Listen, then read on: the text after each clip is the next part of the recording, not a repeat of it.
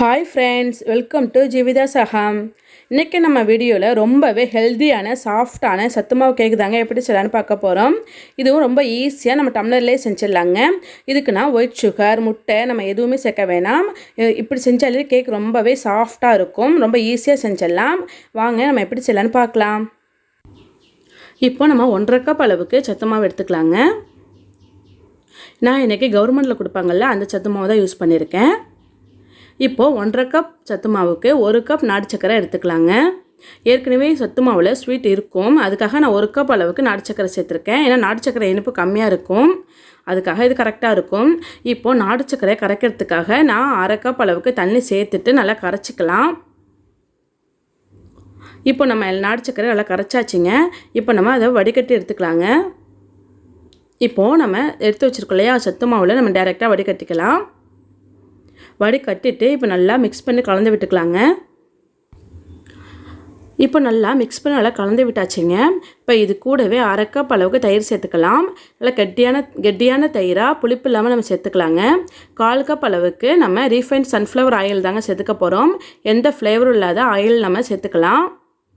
சேர்த்துட்டு நல்லா கலந்து விட்டுக்கலாங்க. இப்போ நல்லா மிக்ஸ் பண்ணியாச்சுங்க. இது கூடவே நான் 1 spoon baking powder, 1/2 spoon baking soda சேர்த்துக்க போகிறேங்க. நம்மக்கிட்ட இது ரெண்டுமே இல்லைன்னா நம்ம ஈனோ சேர்த்துக்கலாங்க 1 பாக்கெட். அப்படி இல்லைனா பேக்கிங் சோடா இருந்தால் நம்ம 1 ஸ்பூன் அப்படியே சேர்த்துக்கலாம். இது ரொம்ப கெட்டியாக இருக்கிறதுனால 2 ஸ்பூன் தண்ணி சேர்த்துக்கிட்டேங்க. ஒரு அரை பிஞ்ச் அளவுக்கு சால்ட் சேர்த்துக்கலாங்க. சேர்த்துட்டு நல்லா மிக்ஸ் பண்ணி கலந்து விட்டுக்கலாம். நான் எசன்ஸ் எதுவுமே சேர்த்துக்கலாங்க. நமக்கு எசன்ஸ் இருந்துச்சுன்னா நம்ம சேர்த்துக்கலாம். இப்போது நான் டம்ளரில் சேர்த்துக்க போகிறேங்கிறதுனால டம்ளர் எல்லாமே நான் ஆயில் தடவி வச்சுக்க போகிறேங்க. அப்போ நமக்கு கேக் ஒட்டாமல் வரும் எடுக்கக்குள்ளே. இப்போது நான் எல்லா டம்ளர்லையுமே எண்ணெய் தடவி வச்சுட்டேங்க. இப்போது நம்ம ரெடி பண்ணி வச்சுருக்கிற கேக் பேட்டரை நம்ம சேர்த்துக்கலாம். இப்போது நம்ம கேக் பேட்டரை நம்ம சேர்க்கும் பொழுது நம்ம 3/4 மட்டும் சேர்த்தா போதும். ஏன்னா வேகும் பொழுது நமக்கு ஃபுல்லாக வரும், அதுக்காகத்தான். இப்போது டம்ளரில் சேர்த்தாச்சு. எனக்கு 3 டம்ளரில் தாங்க கிடச்சிது. நல்லா சேர்த்துட்டு இதே மாதிரி நல்லா டேப் பண்ணி விட்டுக்கலாம். இப்போ நம்ம வேக வச்சுக்கலாங்க. நான் வேக வைக்கிறதுக்காக நான் ஒரு 10 நிமிஷத்துக்கு முன்னாடியே குக்கர் நல்லா சுடுபடுத்தி வச்சுருக்கேங்க. இப்போது நான் இட்லி தட்டில் தாங்க டம்ளரை வச்சு உள்ளே வச்சுக்க போகிறேன். அப்படி இட்லி தட்டுக்கு இல்லைன்னா நம்ம கீழே ஒரு ஸ்டாண்ட் மாதிரி வச்சுட்டு ஒரு சின்ன பிளேட்டாக வச்சுக்கலாம். நம்ம பிளேட் குக்கரில் இடிக்காமல் வைக்கணும், அவ்வளோதான். இப்போ நம்ம மூடி வச்சுக்க போகிறோங்க. குக்கர் மூடியில் நான் விசிலும் போடல, கேஸ் கட்டும் போடலைங்க. அதை எடுத்துட்டு நல்லா மூடி போட்டு ஒரு 40 நிமிஷத்துக்கு நல்லா வேக விட்டுக்கலாம். எனக்கு 40 நிமிஷம் ஆச்சுங்க, நம்ம வைக்கிற அளவு பொறுத்து. இப்போது நான் இடையில ஒரு டைம் நான் செக் பண்ணி பார்த்தேங்க. ஒரு அரை மணி நேரம் ஆன பிறகு எனக்கு வேகலை. இப்போ நல்லா வெந்து வந்துடுச்சுங்க. இப்போது ஒரு டூத் பிக்கோ இல்லைனா ஒரு கத்தியோ நம்ம உள்ளே விட்டு பார்த்தோன்னா நமக்கு ஒட்டாமல் வரணும் கத்தியில், அவ்வளோதான். நமக்கு மாவு ஒட்டி இருந்துச்சுன்னா வேகலைன்னு அர்த்தம். நல்லா ஒட்டாமல் வந்துருச்சுன்னா வெந்துருச்சுன்னு அர்த்தம். எனக்கு நல்லா ஒட்டாமல் வந்திருக்கு, நல்லா வெந்துருச்சுங்க. இப்போ நம்ம எடுத்துகிட்டு நல்லா ஆற வச்சுக்கலாம். ஆற வச்சுட்டு நம்ம டிமோல்ட் பண்ணக்குள்ளே நமக்கு கேக் நல்லா ஒட்டாமல் வரும்.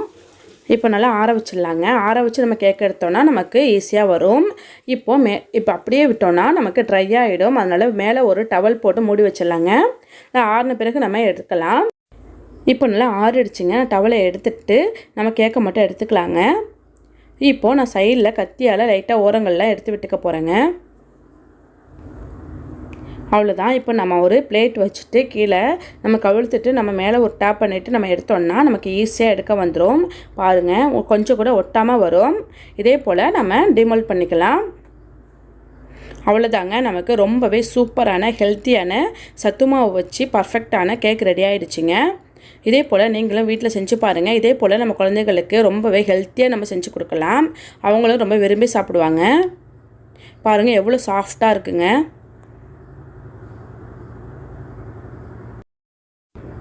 இப்போ நம்ம கட் பண்ணி காமிக்கிறேன் பாருங்கள். ரொம்பவே சாஃப்டாக இருக்கும் இந்த கேக்கு.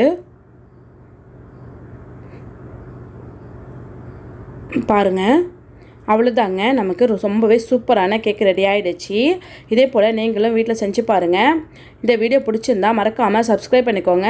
லைக் பண்ணுங்கள், ஷேர் பண்ணுங்கள், கமெண்ட் பண்ணுங்கள். தேங்க்யூ.